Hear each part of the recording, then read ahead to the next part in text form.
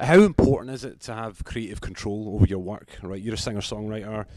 You've probably been through certain It's things. the most important thing. It's the thing. It's the single thing I've been fighting for musically and artistically up until this point, and I think I'm still somewhat fighting for it.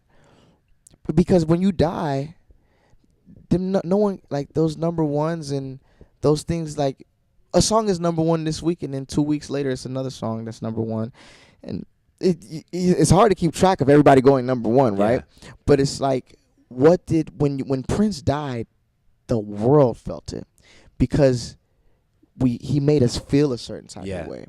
And Maya Angelou says that. She said you can always forget somebody's name, you can forget what they said, but you'll never forget how they made you feel. Yeah. So for me, I want people, whether you love it with this project, whether you love Elijah Blake or whether you hate me, I don't want you to be in the middle.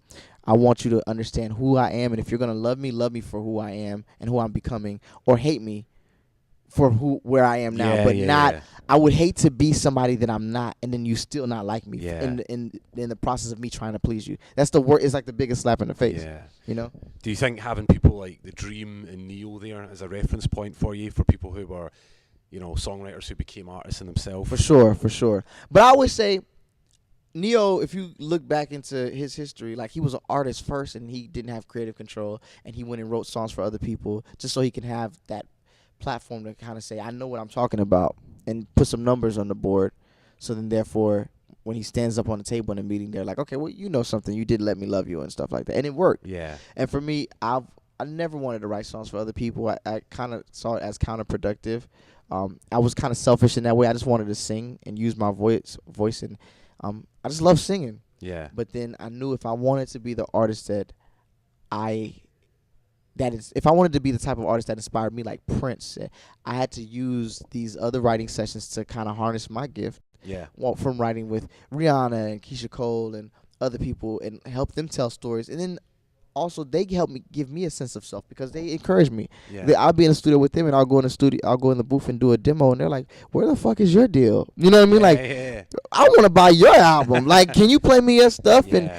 And the first time you think they're just being nice about it, but then like you'll show up to the studio the next day, and then they're like, yo, play me that song. Like, can you play them you know what I mean? So you're like, oh, I belong here with these people. And it gives you, you know how in the South we say, say it with your chest. You know what I mean? Yeah. It gives you that, like, yeah, like, I'm supposed to be here, and I want to do this type of music. And you might not like it, but there's somebody out there who does. Right, I feel you. Yeah. You've been in London for what, just over a week? Yeah. Have you checked for any UK talent?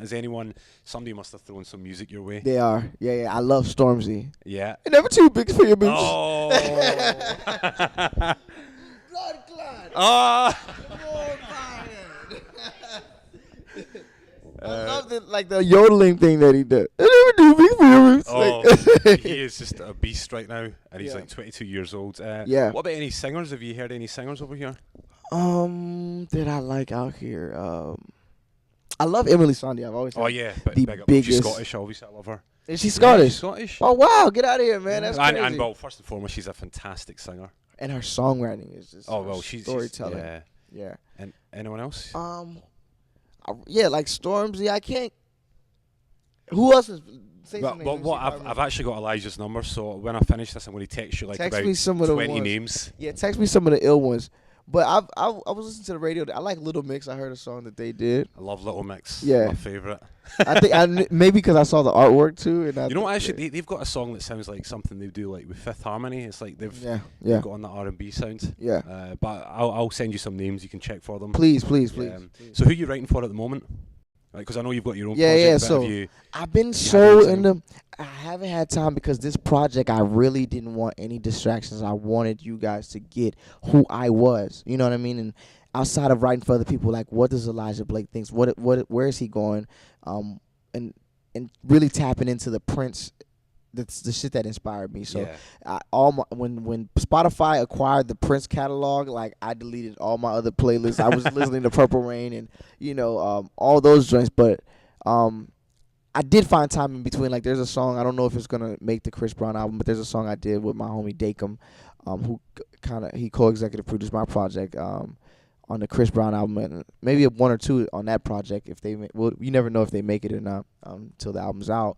But I also did a lot on the new Keyshia Cole album, who's like my sister. Yeah, big up Keyshia. What a voice. I love her, yo. Yeah. Love her. Just an amazing person. Yeah. And her album is amazing. When she's out here, yeah, I'll make sure you guys link up. Please. Yeah. She's just an amazing person. Who else is my? Those are kind of just the two that I feel like there's some other people in between, but I can't think of it. But just really Chris and Keyshia right now that I've been able to really go in on. Right. And then Elijah Blake. Well, that's the main man we're here to talk about. Exactly, so man. The album Audiology. When's the release on it? It's summertime for sure. Summertime, right? Okay. Summertime project, and I was just in a meeting earlier, and they're like, well, "What about?" I was like, "Summertime."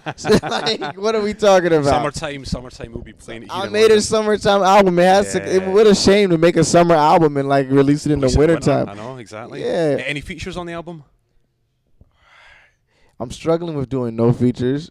Right. I kind of, like I said, like the album, everything is symbolic to who I am. Yeah. And every project has had a feature. So on the first album, it was Common. Then the second on the EP with Drift, it was J. Cole. And then on the, we had Days Low for the other one and Ross on some of the ones. But this one, I wanted to kind of say, this is who I am. Yeah. But then there are songs I listen back and I'm like, like Designer was in the studio last night and I almost was about to be like, yo, can you just on this one song? But I was like, I was like, if it's supposed to happen, it's going to be so undeniably perfect. Right. That, because it happened, I didn't want any features on Drift, but it was just so perfect with me and Cole at the time. And just our conversation as brothers and as human beings, it just felt necessary to make that happen. So if that happens this time, before somewhere in between this conversation, I'll let you know. 2 months, so we need to make that happen. Yeah. But if not, there is a song I want to put Slick Rick on, so we'll see if that happens. Right, if that is, if there will be a collaboration, it'll probably be that one. So London's very own. Very on. Very on. All right, big up Elijah Blake. Man, thanks for joining us in the Media Spotlight. Thank you, man. Appreciate y'all having me, bro. Much love, bro.